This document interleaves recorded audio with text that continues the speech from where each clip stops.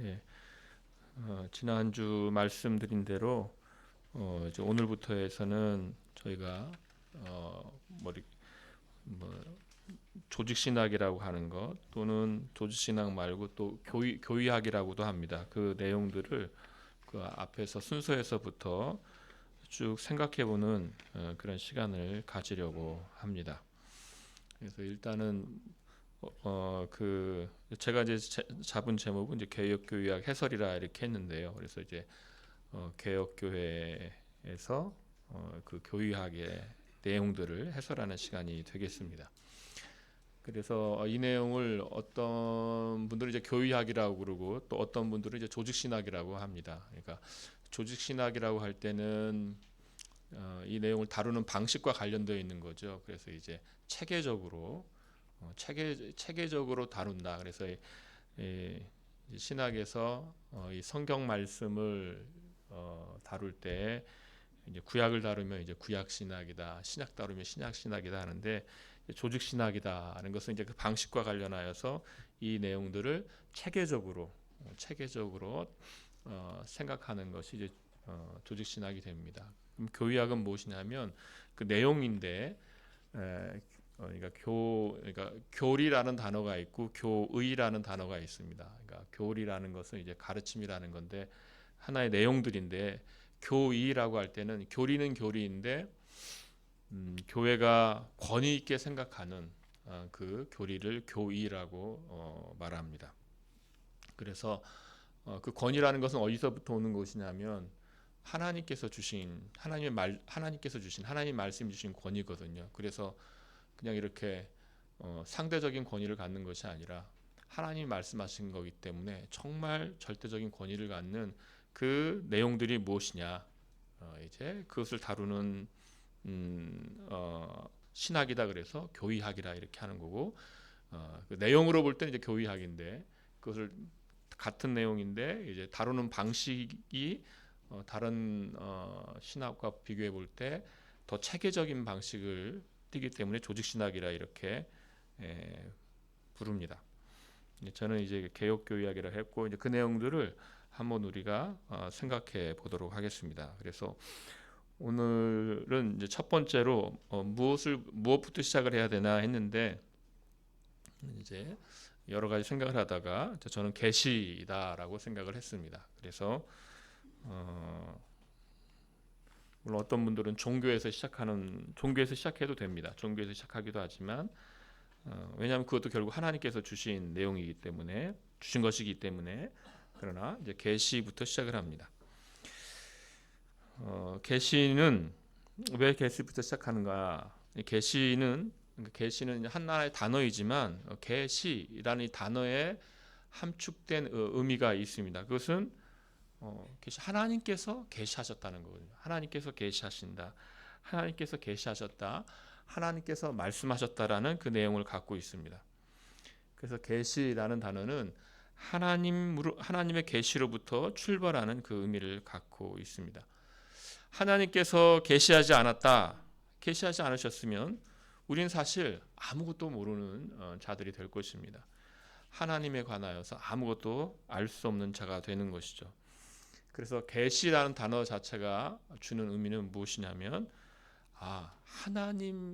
하나님에게서 시작하는 거구나. 모든 출발이 하나님이시구나라는 것을 알려주는 것이 계시라는 단어입니다. 하나님께서 가르쳐 주시지 않으시면 하나님께서 알려주시지 않으면 아무것도 시작되지 않는 그래서 모든 출발은 하나님으로부터 시작되는 것이라는 것을 이 계시라는 그 단어가 알려주는 것이죠. 그래서 우리가 이 계시라는 이 단어 자체가 그런 의미에서 중요합니다. 두 번째로는 인간이란 존재와 계시에 대해서 생각해 봅니다. 그러니까 지금 계시가 하나님에게서 출발하는 것인데 그럼 인간에게서 출발할 수 없는가? 인간은 피조물입니다. 하나님께서 만드신 피조물에 불과합니다. 피조물로 한계가 있죠. 사실은 우리는 우리 자신에 대해서 사실은 우리가 다 알지 못하거든요. 우리가 한계가 있습니다. 지혜와 지식에 대해서 한계 있는 존재입니다. 나아가서 우리는 지금 타락 후 인간은 타락한 인간, 즉 죄인입니다. 그러니까 부패해서 지혜도 제 기능을 온전히 하지 못하고 있고 지식도 사실은 죄로 물들어 있는 것이죠. 그래서 지금 죄인이라는 것은 그 자체만으로 이미 하나님께서 멀리 떨어진 자라는 것이죠. 그러니까 이 창조주 하나님과 피조물 사이에도 그 간격이 뭔데 하물며 죄인이라는 것은 하나님과 아무 상관이 없는 자라는 것이거든요. 이처럼 피조물로서도 한계 있는 존재이고 죄인으로서도 하나님에게서 멀리 떠난 자가 바로 인간입니다. 이런 인간이 하나님을 안다, 스스로 안다, 이런 것은 없는 겁니다. 불가능한 겁니다. 그래서 인간이라는 걸 우리가 생각해 볼 때도 하나님께서 계시하신다는 것이 얼마나 중요한가를 우리가 알 수 있습니다. 얼마나 우리가 감사할 내용이라는 걸 알 수가 있습니다. 하나님께서 오시지 않으면 우리는 하나님을 만날 수가 없는 것이죠. 그래서 창세기 3장에 보면 아담과 하와가 하나님께 불순종한 이후에 하나님께서 오시는 거죠. 하나님께서 오셔서 부르시는 것이죠. 아담아, 내가 어디에 있느냐? 이것이 하나님께서 그렇게 오셔서 찾으셔서 시작되는 것이죠. 그렇지 않으면 우리는 하나님을 만날 수가 없습니다. 하나님의 계시가 없다면 우리는 하나님을 알 수 없습니다. 그래서 인간에게서 시작하는 계시라는 것은 그 자체가 어불성설인 거죠. 인간 스스로에게 시작하는 계시라는 것은 없습니다. 그래서 우리가 생각해 보는 것은 하나님의 계시 행위입니다. 제가 계시 행위라고 말을 쓴 것은 그 내용도 있지만 하나님께서 계시해 주신 그 계시 내용도 있지만 지금 이 맥락에서 생각하려는 것은 하나님의 계시 행위 그 자체를 생각해 보려는 것입니다. 계시라는 이 단어 자체가 우리로 하여금 하나님께서 계시하시는 분이시다라는 것을 생각하게 하는 것입니다.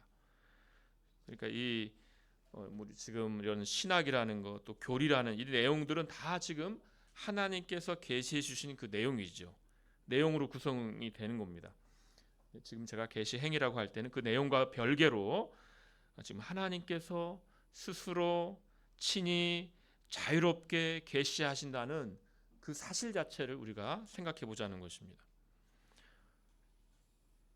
모든 주권이 하나님께 있듯이 계시의 주권도 하나님께 있는 것이죠.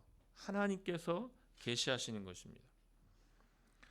그래서 이 계시하시는 그 때, 계시하시는 장소, 계시하시는 이 방식, 이런 것들은 다 하나님께서 정하시는 것입니다. 사람이 정하는 게 아닌 것이죠. 그래서 인간이 원할 때에 하나님 계시하신다. 인간이 원하는 시간에 하나님께서 계시하신다. 인간이 원하는 방식으로 하나님께서 계시하신다. 이것이 아니라는 겁니다. 하나님께서 원하시는 방식으로 원하시는 때에 하나님께서 오시는 것이죠. 그래서 우리가 이제 하나님께서 계시하신다, 하나님께서 말씀하신다, 이것도 있지만 이 하나님의 계시 행위 자체를 더 드러내는 행위는, 드러내는 그 문장은 하나님께서 말씀하신다 보다도 오히려 하나님께서 침묵하신다가 되겠습니다. 하나님께서는 침묵하실 수 있으십니다.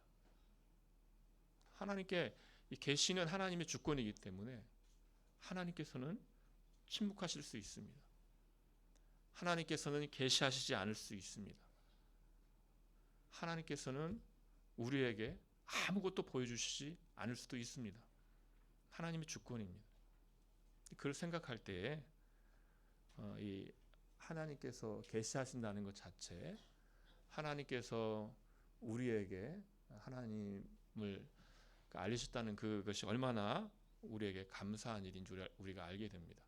그래서 하나님의 계시 행위와 관련하여서는 하나님께서 침묵하실 수 있으시다, 이것을 우리가 생각해야 합니다. 그래서 말씀하시는 하나님이 아니라 침묵하시는 하나님. 왜냐하면 하나님의 주권이기 때문입니다. 그 다음 생각할 것은 하나님께서 말씀하시는 계시. 그러니까 이게 그러니까 계시 이제 계시를 우리가 생각해 볼 때 그러므로 계시니까 그럼 계시 자체 계시라는 그 내용 계시라는 계시론이라고 할 수 있겠습니다. 그것을 우리가 그러면 어디서 우리가 찾아야 되느냐 했을 때 하나님께서 말씀하시는 그 내용 중에서 우리가 계시론을 생각해야 한다는 것입니다. 그래서 하나님께서 말씀하시는 계시입니다. 하나님께서 침묵하시면 우리는 아무것도 알 수 없듯이 계시 자체에 대해서도 하나님께서 말씀해 주시지 않으면 우리는 알 수가 없습니다. 우리는 이 계시에 대해서 우리 자신에게서 출발할 수가 없는 것이죠. 인간 자신에게서 시작하거나 인간 자신의 사변 또 인간의 경험에서 이 계시를 우리가 생각할 수는 없는 겁니다. 그래서 우리 인간 스스로가 막 생각해서 내가 생각해 보니까 계시는 이런 거야. 막 생각해 보면서 계시는 그런 거 있을 수 있죠. 특별한 무슨 일이 있을 때 하나님께서 계시해 주신다. 이런 거 인간의 경험들에서 시작하는 그런 계시를 우리가 생각할 수 없습니다. 그래서 개혁교회 옛 스승들이 이제 구분한 것이 있는데 객관적 종교라는 것과 주관적 종교라는 것을 구분을 했습니다.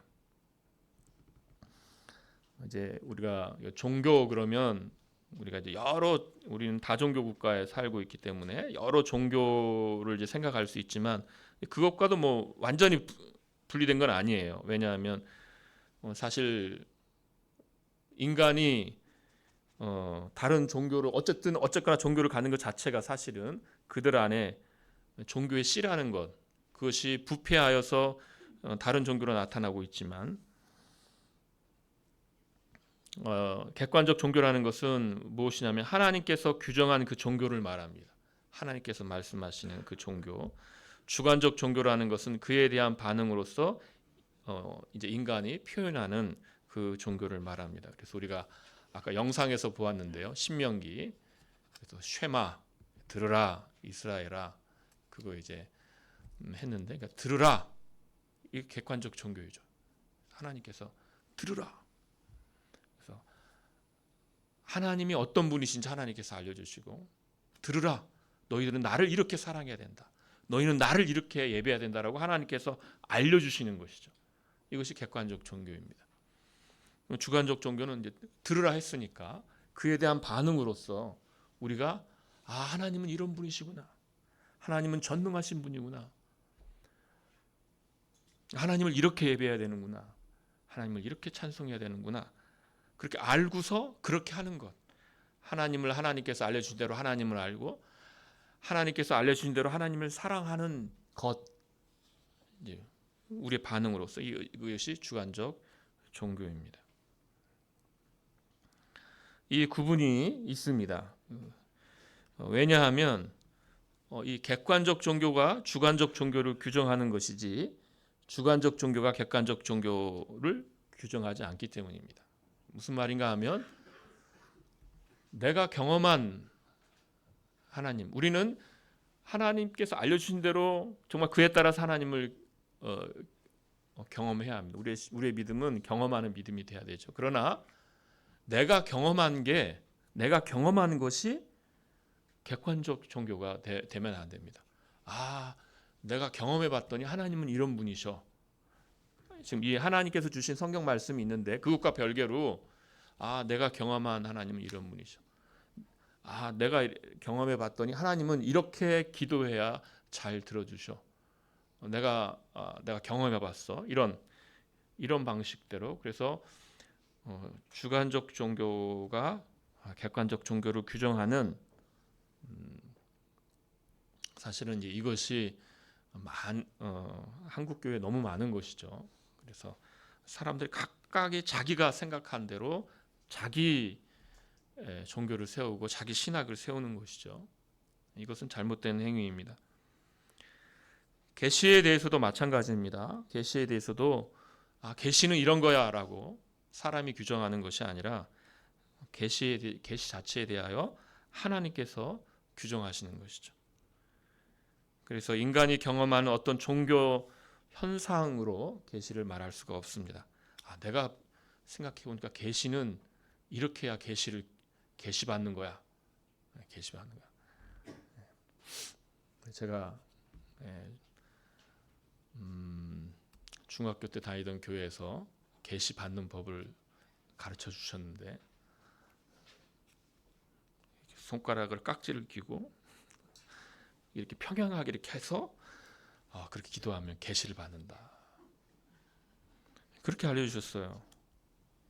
근데 이제 왜 그런 거는 제가 알 것 같아요. 이렇게 하면 이렇게 오래 하면 이렇게 떨리거든요. 그러니까 이제 뭐가 오는 거죠.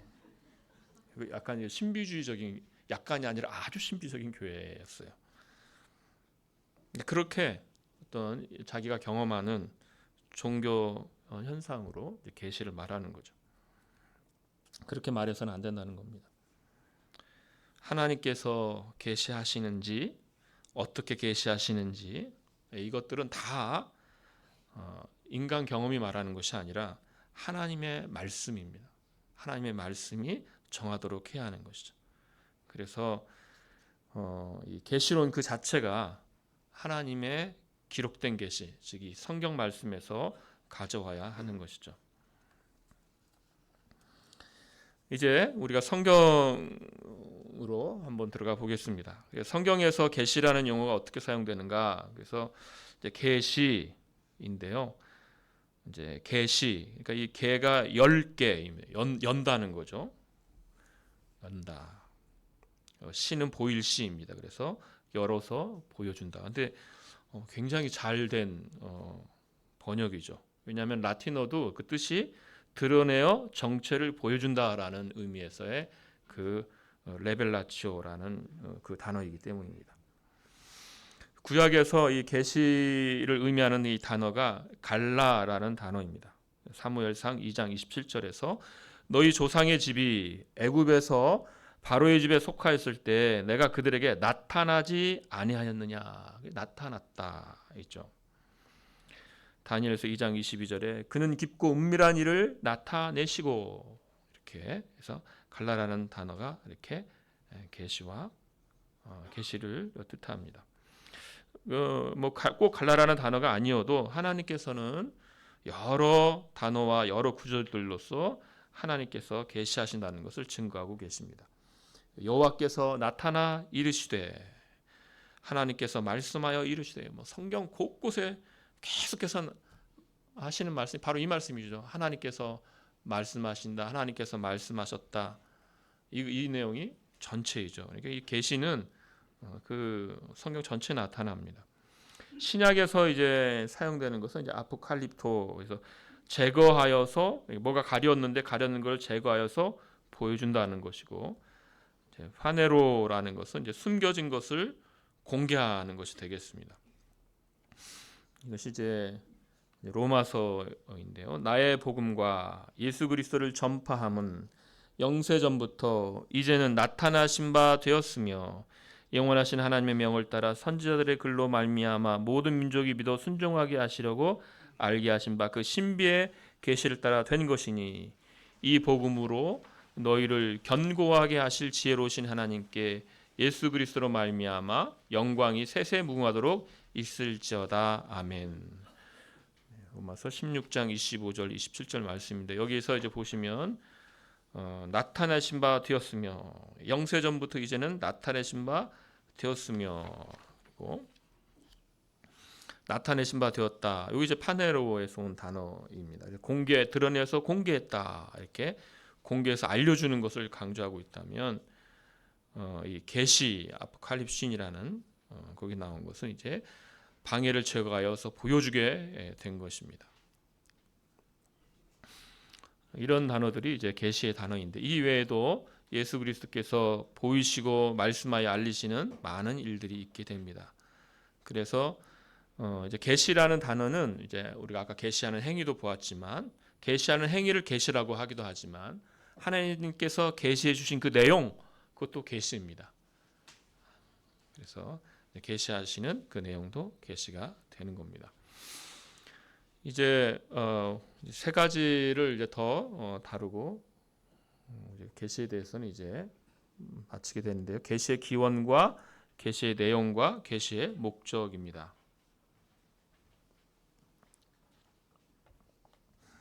하나님의 계시를 따르는 계시의 기원 이렇게 했는데요. 그러니까 이것도 우리가 계시의 기원, 계시의 내용, 계시의 목적을 생각할 건데 우리가 어디에서부터 계시의 기원과 계시의 내용과 계시의 목적을 생각할 것이냐면 하나님께서 말씀하신 거기에서 즉 하나님의 계시로부터 우리는 계시의 기원과 계시의 내용과 계시의 목적을 생각해야 합니다.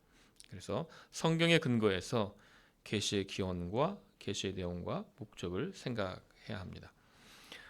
먼저 계시의 기원은 하나님 자신입니다. 하나님께서 계시의 기원입니다. 우리가 사람도 아니라고 그랬죠. 하나님께서 계시의 기원이라고 했습니다. 계시는 오직 하나님만의 행위입니다. 누구도 의존하지 않고 오직 하나님께서 자의식과 자기 지식이 있는 분으로서 계시의 일에서 절대적인 주권자요 자유자로서 행하십니다. 누구를 의존하지도 아니하시고 누구에게 물어보지도 아니하시고 하나님께서 그 원하시는 뜻에 따라서 계시하시는 것입니다. 하나님께서 그 스스로 원하시기 때문에 원하시는 자에게 계시하십니다. 마태복음 11장 27절 인용해 놓았는데요. 같이 우리 한번 한 목소리 읽어봅니다. 시작. 아버지 외에는 아들을 아는 자가 없고 아들과 또 아들의 소원대로 계시를 받는 자 외에는 아버지를 아는 자가 없느니라. 그래서 하나님께서 원하시기 때문에 원하시는 자에게 계시하십니다. 따라서 우리가 이런 계시의 기원을 생각할 때 하나님을 비인격적으로 생각하거나 의식 없는 신으로 생각하거나 자기의 특정한 의지가 없는 분으로 생각하는 신과는 이미 계시론에서 거부가 됩니다. 그래서 어떤 사람들이 이렇게 말합니다. 야, 이거 우주가 이렇게 존재하고 있고, 야, 이런 거 보니까 우주는 그러니까 우주에 특별한 힘이 있다, 특별한 에너지가 있다. 우리가 신이라고 불리는 존재가 있다면 이 우주에 있는 특별한 그 에너지 자체, 그 힘 자체가 신일 것이다. 이렇게 말하기도 합니다. 또는 이제 범신론이라는 것도 있죠. 그래서 이 세상 자체가, 이 우주 자체가 신이다. 나도 그 신의 일부다. 이런 범신론. 이런 것들은 바로 이런 계시론 자체에서 그것들을 다 거부하고 있습니다. 하나님은 인격적인 분이시오. 하나님께서는 스스로 원하셔서 스스로 목적하는 바를 따라서 스스로 계시하시는 분이 되십니다. 계시의 기원 이렇게 다루고요. 두 번째는 계시의 내용입니다. 계시의 내용. 계시의 내용은 하나님 자신이십니다. 그래서 계시의 내용은 다른 것이 아니라 하나님입니다. 하나님. 최고의 계시인 그리스도 안에서 아버지의 이름이 나타나셨습니다. 본래 하나님을 본 사람이 없으되 아버지 품속에 있는 독생하신 하나님이 나타내셨느니라. 요한복음 1장 18절 말씀, 또 요한복음 17장 6절 말씀에도 세상 중에서 내게 주신 사람들에게 내가 아버지의 이름을 나타내었나이다. 그들은 아버지의 것이었는데 내게 주셨으며 그들은 아버지의 말씀을 지켰나이다. 그래서 지금 예수 그리스도 안에 나타난 것입니다. 특별계시 밖에서도 특별계시는 여기서 성경을 말합니다. 성경. 특별계시 밖에서 그러니까 우리가 이제 다루게 될 이제 계시 다음에 이제 일반 계시 또 특별 계시 다루게 되는데, 특별 계시 밖에서 그러니까 일반 계시가 되겠죠. 다양한 방식과 다른 정도일지라도 이 자연과 역사 속에서도 하나님께서는 하나님의 그 의로우심과 긍휼하심과 전능하심과 지혜와 다른 속성들을 알리십니다. 그러니까 특별 계시 밖에서 일반 계시 속에서도 사람들에게 그걸 알려주기 때문에 사람들이 의로움이 무엇인지, 긍휼이 무엇인지, 전능하심이 무엇인지, 지혜가 무엇인지를 다 어느 정도 아는 것이죠. 그러나 이 모든 내용들이 결국은 지향하는 바는 바로 예수 그리스도입니다. 그러니까 일반 계시에서도 예수 그리스도를 지향하고 있는데 특별 계시를 만나지 않고서는 예수 그리스도를 모르는 것이죠. 그래서 거기서 사람들이 어쨌거나 아는 건 뭡니까? 목소리를 왜 높입니까? 무엇이 의롭다. 이것이 의로운 것이다. 저것은 잘못된 것이다 라고 다 목소리를 높이지 않습니까? 각기 자기가 어떻든 자기 판단으로 이것이 의롭다, 이것은 잘못됐다라고 목소리를 높입니다. 그 자체가 이미 그 사람들 마음에 의라는 것이 있는 것이죠. 그러나 결국 궁극적인 그 의의 출발은 결국 하나님의 의인 것이죠. 하나님의 공의 앞에서 인류는 다 심판을 받게 됩니다. 그래서 이 하나님의 율법 앞에서 우리는 죄인으로 드러나는 것이고, 결국 예수 그리스도 안에서 이 공의와 긍휼하심이 다 드러나게 됩니다. 그러므로 하나님의 영광을 아는 빛은 예수 그리스도의 얼굴에 있습니다. 고린도후서 4장 6절 말씀 거기 인용해 놓았는데요. 이 말씀도 우리 같이 읽어봅니다. 시작. 어두운 데에 빛이 빛이라 말씀하셨던 그 하나님께서 예수 그리스도의 얼굴에 있는 하나님의 영광을 아는 빛을 우리 마음에 비추셨느니라. 그래서 하나님의 영광을 아는 빛은 예수 그리스도의 얼굴에 있습니다. 하나님을 아는 것, 우리의 최종적인 안식처가 됩니다. 하나님을 아는 것이. 그리고 하나님을 안다는 건 무엇이냐? 결국 그것은 바로 예수 그리스도인 것이죠. 예수 그리스도의 얼굴에 있는 하나님의 영광을 아는 빛입니다. 그래서 예수 그리스도를 아는 것이 하나님을 아는 것입니다. 그래서 그리스도의 복음, 이것이 하나님을 아는 길이 되는 겁니다. 계시가 인간과 다른 피조물에 대해서도 알려주는 것 아니냐라는 질문도 있을 수 있겠습니다. 그래서 하나님께서 계시해 주셔서 인간론도 있는 거 아닌가? 그래서 인간에 대해 알려주시는 거 아닌가? 하나님께서 계시해 주셔서 다른 피조물에 대해서 우리가 아는 것 아니냐? 이렇게 말할 수도 있겠습니다. 그런데 인간이라는 존재, 또 다른 피조물이라는 존재는 하나님과 관계하여서 인간이 있고 하나님과 관계하여서 피조물이 있는 겁니다. 하나님께서 창조하신 존재들이요, 하나님께서 섭리하신 그 대상들입니다. 그래서 바로 하나님을 아는 것 안에 우리도 있고, 하나님을 아는 것 안에 다른 피조물에 대한 내용도 다 거기에 다 포함되어 있는 겁니다. 그래서 다른 모든 내용들, 이 피조물, 인간을 포함한 다른 모든 피조물은 하나님과 관계에서만 의미를 갖기 때문에 이 계시의 내용이 하나님 자신이시다, 그게 되는 것이죠.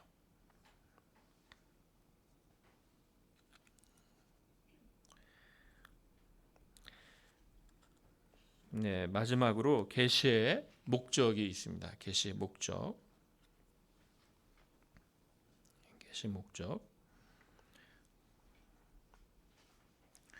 계시의 목적은 하나님 자신입니다.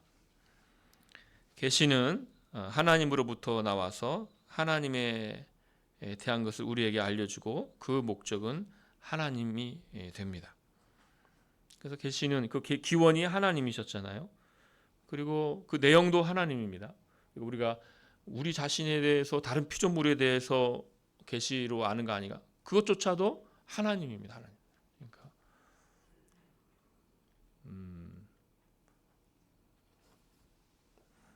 그 제가 지금 유명한 그 구절이 있는데 그 어디서부터 나온 말인지 제가 지금 프랑스 식구에서 나오는지 소설에서 나오는지 제가 잊어버렸는데 그 내용이 있습니다. 한 나무의 비밀을 아는 자는 세상 전체에 대해서 안다. 한 피조물 하나의 피조물에 대해서 알려면 그 피조물의 의미는 어디에서 밝혀집니까? 먼지 하나의 그 피조물의 의미도 하나님 안에서 밝혀집니다. 그 기원도 그 목적도 하나님 안에서 밝혀집니다. 그러니까 하나님이 그 내용이 되는 거죠. 그리고 그 목적도 계시의 목적도 하나님이 됩니다. 이것처럼. 그래서 계시의 기원과 내용과 목적이 하나님이 됩니다. 모든 계시는 그래서 하나님을 위한 것입니다. 로마서 11장 36절 말씀에 이는 만물이 주에게서 나오고 주로 말미암고 주에게로 돌아감이라 그에게 영광이 셋이 있을지어다. 아멘. 그래서 만물이 주에게서 나오고 주로 말미암고 주에게로 돌아갑니다. 하나님이 그 목적입니다. 계시에서 우리가 하나님을 아는 것은 가까운 목적입니다. 그래서 계시의 목적이 하나님께 계시해 주신 목적이 우리로 하여금 하나님을 알도록 예수 그리스도를 알도록 해 주신 것이 아닌가? 맞습니다. 그러나 그것은 가까운 목적입니다. 영생은 곧 유일하신 참 하나님과 그가 보내신 자 예수 그리스도를 아는 것이니이다라고 하셨습니다. 요한복음 17장 3절 말씀. 그래서 하나님과 예수 그리스도를 알아야 되지요. 근데 이 가까운 목적은 그 최종적인 목적, 그건 바로 하나님의 영광을 지향합니다. 우리의 제일 되는 목적, 이 무엇입니까? 하나님을 영화롭게 하는 것과 영원토록 그를 즐거워하는 것, 하나님을 즐거워하는 것입니다. 웨스트민스터 서의 문답소에 있지 않습니까? 그러면 이제 이문이 그것이죠. 이문이 그러면 우리가 어떻게 하나님을 영화롭게 하고 하나님을 즐거워할지 위해서 하나님께서 우리에게 어떤 규범을 주셨습니까? 이게 이문이죠. 웨스트민스터 서의 문답소 이문. 그 답은 바로 이것이죠. 예. 그 답, 우리 이문 거기 인용되어 있죠. 같이 읽어봅니다. 시작. 구약과 신약 성경에 있는 하나님의 말씀이 어떻게 하나님을 영화롭게 하고 즐거워할지를 우리에게 지시하신 유일한 규범입니다. 그래서 이 하나님의 계시는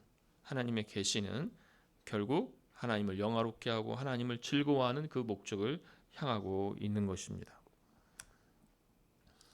하나님의 계시를 통해서 우리는 하나님을 알게 됩니다. 하나님을 알게 되면 하나님을 섬기며 하나님을 영화롭게 하는 것입니다. 그래서 결국 우리의 모든 행위는 그러니까 이 계시를 통하여 우리의 행위는 결국 그 드러나는 바 그 결과물 이 땅에서 그 결과물은 무엇이냐면 이렇게 주일에 모여서 우리가 하나님을 공적으로 모여서 하나님의 백성이 공적으로 모여서 드리는 이 예배입니다. 예배. 근데 그 예배는 지금 무엇의 모음이냐면 이 공예배는 무엇에 대한 모음입니까? 우리 각자의 지금 심령에서 일어난 그 일의 결과물입니다. 우리가 하나님을 사랑하고 하나님을 찬송하기 때문에 하나님을 섬기기 때문에 지금 오늘 그것을 위하여 여기에 모여서 이제 공예배를 드릴 것입니다. 그러면 우리 안에 일어난 이런 이제 내적 예배라고 하는데요. 이 내적 예배 기원이 뭐냐? 그것은 하나님을 아는 겁니다. 우리 그러면 어떻게 하나님을 알게 됐느냐? 그것은 하나님의 계시입니다. 그래서 하나님께서 계시하시고 우리가 하나님을 알게 되고 하나님을 알므로 우리 마음에서 하나님을 예배하고 그러므로 그것을 이 땅에서 최종적인 그 결과물이 무엇이냐면 함께 모여 우리가 하나님을 이렇게 공예배로 영광을 올려드리는 것입니다. 이렇게 계시는 하나님께서 친히 주시는 하나님에 관한 것이요, 그 내용이 하나님에 관한 것이요, 그 목적은 하나님 자신이 됩니다. 따라서 계시를 인간 자신의 목적과 영광을 위한 것으로 끌어내리는 행위는 썩어지지 않은 하나님의 영광을 썩어질 것으로 만드는 죄악된 행위가 됩니다. 그래서 계시의 기원, 계시의 내용, 계시의 목적은 다 하나님이 되겠습니다. 그래서 이 내용을 갖기 때문에 우리가 다른 이방 종교들에서 계시를 생각하는 것들, 예, 결과 어디서 신문에서 봤는데 그 무속 있지 않습니까? 무당에게 가서 가는 것, 그 어마어마하더라고요. 예, 그 수입이 그 무속 그 경제 가 엄청나더라고요. 제 기억은 안 나지만 굉장히 많이 가시고 거기 다 뭐죠? 다 그들도 예, 그들도 자기 나름대로 계시받는다고 하죠. 그러나 그 내용들이 다 무엇입니까? 그것은 인간 자신이 목적입니다. 자기 야망을 위해서, 대부분이 그죠. 자기 야망을 위하여 가는 것이죠. 그러나 하나님께서 말씀하시는, 성경에서 말씀하시는 계시의 내용은 하나님이며 계시의 목적도 하나님입니다. 전혀 다르죠. 완전히 달라집니다. 이렇게 우리가 계시라는 개념부터 시작을 해서 계시의 기원과 내용과 목적을 생각하면서 우리 첫 번째로 계시에 대해 생각해 보았습니다. 네, 이런 식으로 해서 또 다음 시간에 또 계시에 대해서, 오늘 이제 계시 개념에 대해서 다뤘다면 다음 시간에는 계시를 또 더 깊게 구분하면서 생각해 보는 시간을 또 갖도록 하겠습니다. 기도하겠습니다. 하나님 아버지, 오늘 이렇게 주께서 계시하시는 그 일에 대하여 생각하게 하여 주시니 감사드리옵나이다. 아버지 하나님, 저희는 무지한 자요, 어리석은 자요, 부패한 자가 되어서 스스로 하나님을 알 수도 없고, 아버지 하나님, 우리의 욕망을 따르는 방식으로 모든 일을 하려 하는 자들인데, 주여 주께서 우리를 사랑하사 우리에게 오시고 그 말씀을 들려주시고 예수 그리스도의 얼굴에 있는 하나님의 영광을 아는 그 빛을 우리로 만나게 하여 주시오니 감사드리옵나이다. 아버지 하나님, 주께서 말씀하시지 않으면 아무것도 알 수가 없는 자들이오니 주여 우리를 긍휼히 여겨주셔서 날마다 우리에게 그 말씀을 들려주시고 알려주시어서 하나님을 아는 그 놀라운 복된 그 지식 가운데에서, 그 즐거움 가운데에서 이 땅을 살아가게 하여 주시옵소서. 오히려 우리가 만나는 이 땅의 내용들, 이 땅의 도전들이 오히려 주님을 아는 그 지식을 더 밝혀주는데 사용되게 하여 주시옵소서. 오늘에 있는 모든 이 주일의 그 일들에도 주님께서 우리와 함께 하시길 원하옵고 예수님의 이름으로 기도하옵나이다. 아멘.